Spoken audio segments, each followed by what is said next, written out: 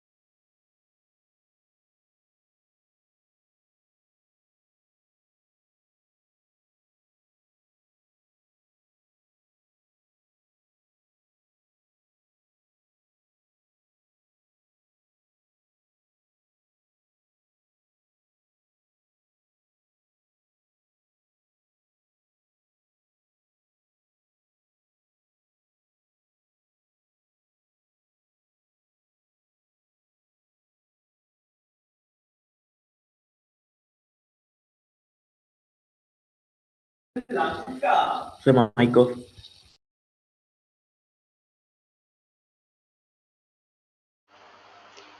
right. දැන් මේක සමද්විපාද ප්‍රමේය තියෙන්නේ. එතකොට ත්‍රිකෝණයේ කෝණ දෙකක් සමාන නම් ඒවාට සම්මුඛ කෝණ සමාන වේ. මේ පාද සමාන වේ. ත්‍රිකෝණයක පාද දෙකක් සමාන නම් ඒවාට සම්මුඛ කෝණ සමාන වේ. කියන එක. හරි. right. එහෙනම් මේ කෝණ දෙක 35යි 70යි 70. අපිට හිතින් ගන්න පුළුවන් විදිහට තමයි මේ කෙටි ප්‍රශ්නවල අගයන් දෙන්නේ දශම භාග අමාරු සුළු කිරීම වෙන්නේ නැහැ. එහෙනම් මේක 70යි. එහෙනම් අපි ලේසියෙන්ම ගන්න පුළුවන් 180න් 70ක්. ඇයි ත්‍රිකෝණීය අභ්‍යන්තර කෝණ තුනේම එකතු 180යි. එහෙනම් මේ දෙන්න 70 නම් 180න් 110ක් අඩු මේ 70ක් අඩු කරොත් අංශක 110යි කියලා උත්තරය. ඔන්න පළවෙනි ප්‍රශ්නේ මෙන්න දෙවෙනි ප්‍රශ්නෙට උත්තරය. right. හරි. එතකොට ඔන්න ජ්‍යාමිතිය ප්‍රමේයන් 42 හොඳට පුළුවන් නම් ජ්‍යාමිතිය ගාන ගැන බය වෙන්න දෙයක් නැහැ. කෙටි ප්‍රශ්න වලට එනේවා හරි ලේසියෙන් ගොඩ යන්න පුළුවන්. right. අඩුපාඩු තියෙනවා නම් හදාගන්න.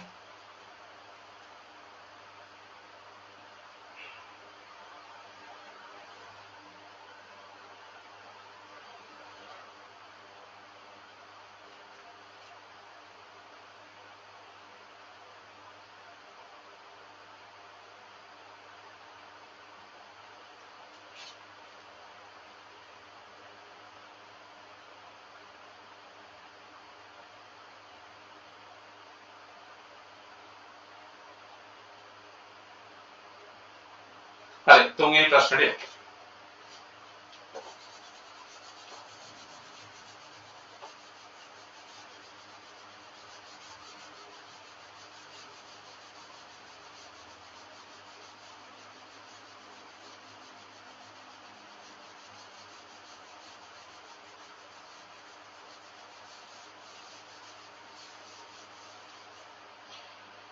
right තුන්වෙනි ප්‍රශ්නේ මොකක්ද තියෙන්නේ මිනිතේ ගාණක් නේ පරිධිය සෙන්ටිමීටර් 44ක් වන වෘත්තාකාර ආස්තරයකින් අංශක 90ක කේන්ද්‍රික ඛණ්ඩයක් කපා ඉවත් කළ කොටසක් රූපයේ දැක්වේ.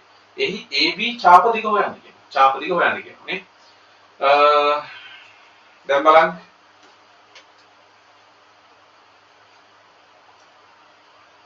මෙහෙම තියෙනවා. මේක අංශක 90ක්.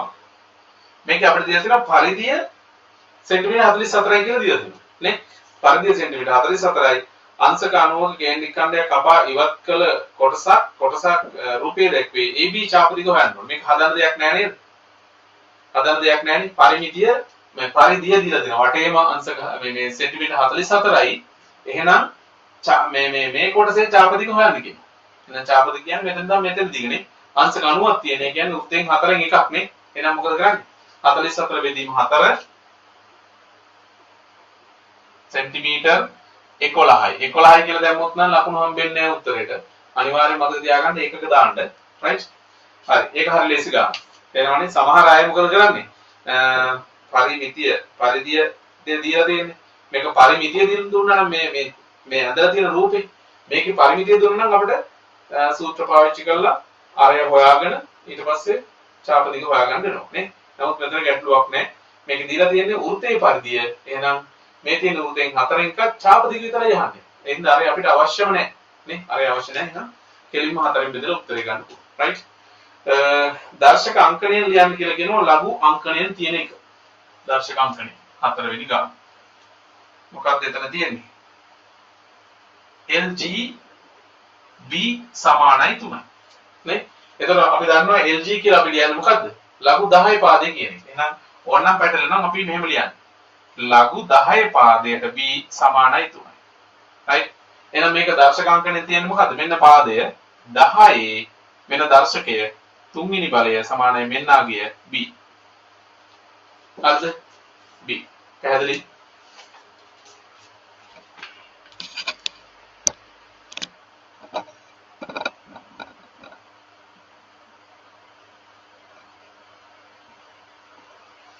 right. ඔන්න හතරෙන් ප්‍රශ්නෙට උත්තරේ. සමහරට මේක අහන්න පුළුවන් මෙහෙම. තව ටිකක් ඕක සංකීර්ණ කරලා අහන්න පුළුවන් B හි අගය සොයන්න. B හි අගය සොයන්න කියලා කියන්න පුළුවන්. right? එතකොට කොහොමද කරන්නේ?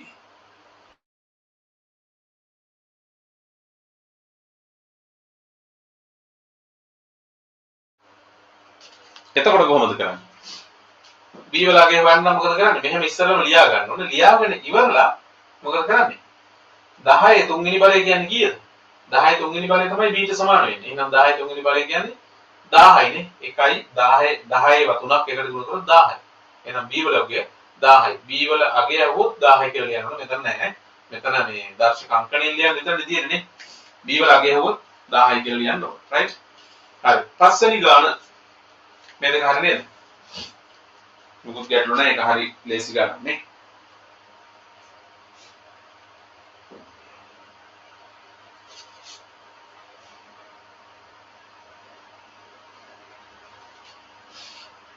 right. ළඟට පස්වෙනි ගාන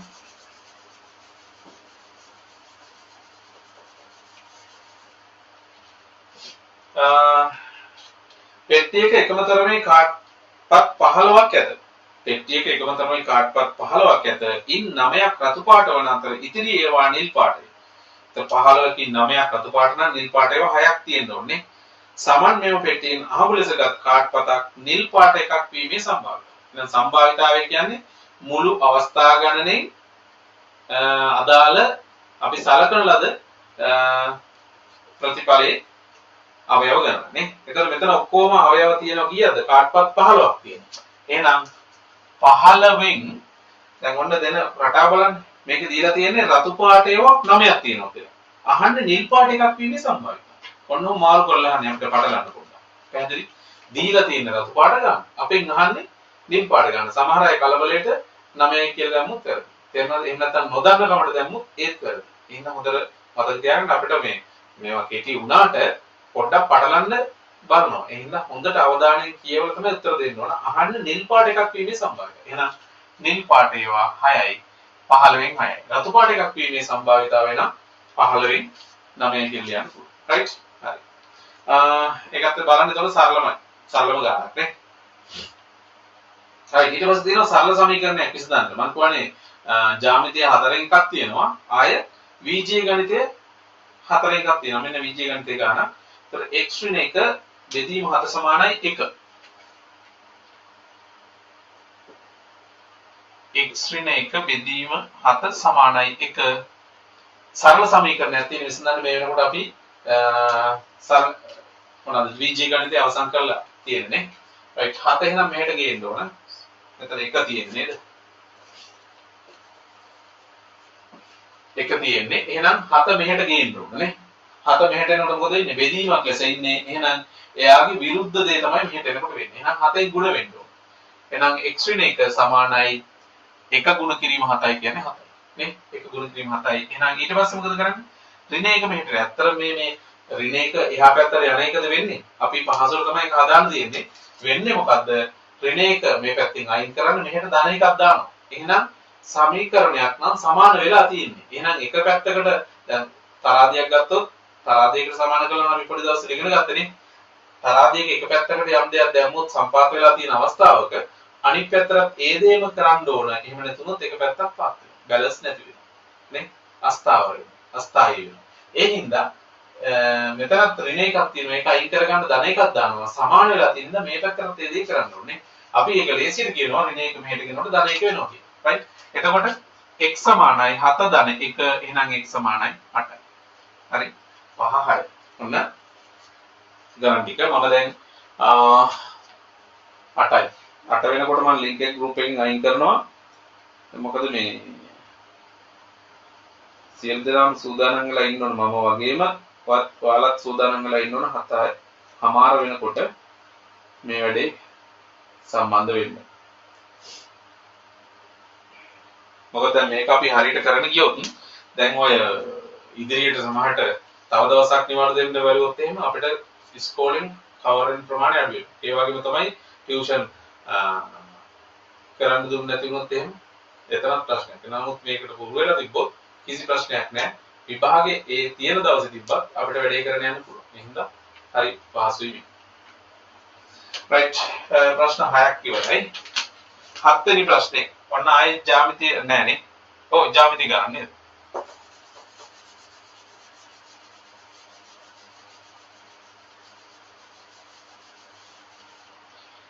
right ඒක මොකක්ද කියන්නේ? රූපයේ දැක්වෙන ABCD රොම්බසයේ BD 12ක් සෙන්ටිමීටර් සහ AC 16ක් සෙන්ටිමීටර් වේ D ඇති රූප D ඇති තොරතුරු අනුව DX එකතු කිරීම CX එකතු කිරීම DCE අගය සොයන්න කියන මේ අගයන් ටිකක් අහනවා නේ.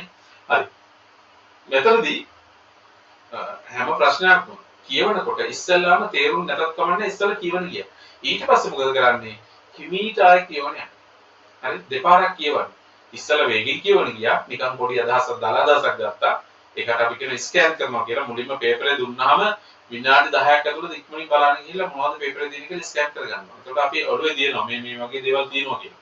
ඊට පස්සේ අපි මේක කියලා අවබෝධ කරගන්න ගන්නවා. හැබැයි කෙටි ප්‍රශ්න හින්දා ස්කෑන් කරපුවාම අවබෝධයක් තියෙනවා. ඊට පස්සේ පළවෙනි පාර කියව උඩට. සමහරට වෙලා යනවා වගේ නම් ඒක අතහැරලා මම නිතර උපදෙස් දෙන්නේ මොකද්ද? ඊළඟ ගානට යන්න. නැත්තම් අපිට ගණන් වල අනිත් විෂයන් වගේ නෙමෙයි. වෙලාව යනවා දැනෙන්නේ නැහැ. අපි වෙලාව යනවා අපිට දැනෙන්නේ නැහැ. නේ? වෙලාව යනවා දැනෙන්නේ නැහැ. එතකොට මේ ගණන් හදන්න තියෙන වෙලාව මදි වෙනවා. right? ඒ හින්දා අනිවාර්යෙන් වෙලාව යනවා වගේ දැනුනොත් ටිකක් හදා ගන්න පුළුවන්. හැබැයි වෙලාව යනවා. එහෙම වුණොත් අතහැරලා අනිත් ඒවා කරලා අවසාන මොහොතේ ගන්න. right. මේක එතකොට DC අගය 10යි කියලා දීලා දිනවනේ. BD අගය. BD අගය 12යි AC අගය. ඒ කියන්නේ විකර්ණ දෙකේ අගයනේ. එතකොට අපි මේ සමාන්තර ආශ්‍රයක තියෙන ලක්ෂණ පිළිබඳව ඉගෙන ගත්ත ප්‍රමේයන් කීපයක්. ප්‍රමේයන් 4ක්. මතකයිද?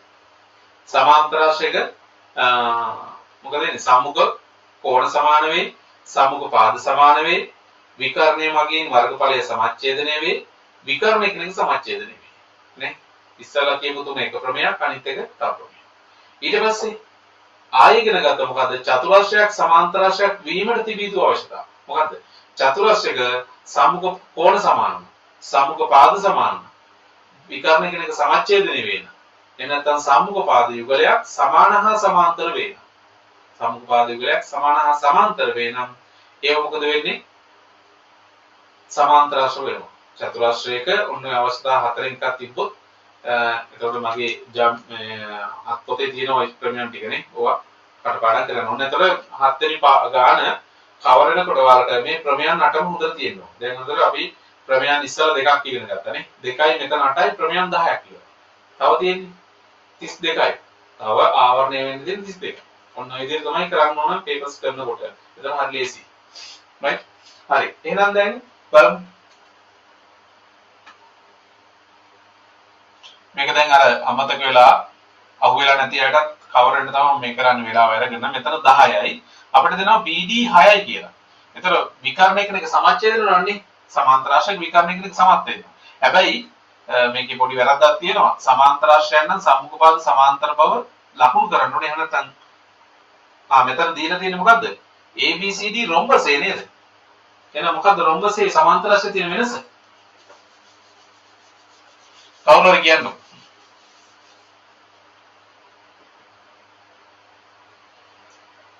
සමාන්තරාශ්‍රයේ රොම්බසේ තියෙන වෙනස මොකද්ද? බින්සර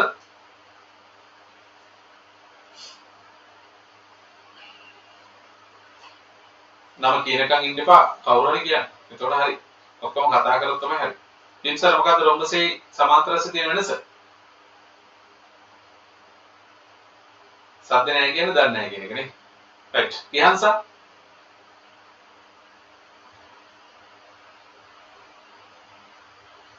නෑ. බින්සර ඉන්නවද?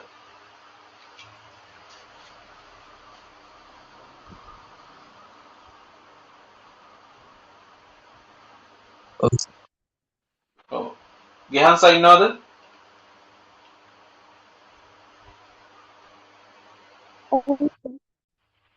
තනුගී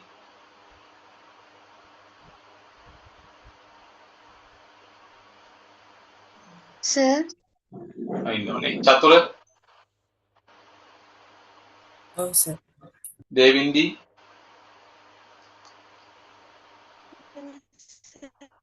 නිකිනි කවුද සවින්දනේ?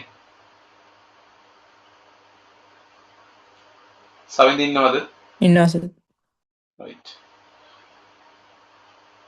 ඔව් සර්. හරි.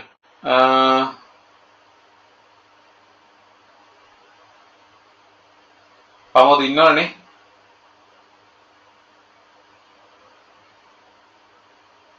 පමෝද ඉන්නවද? ඔව් සර්. ඔව් සර්. රයිට්. සමහර විට මේක ඔයාලට පහසු වෙන්නත් පුළුවන් මේ ගණන් ටික. නමුත් තියරි කොටස් එහෙම අහුවෙනවනේ හින්දා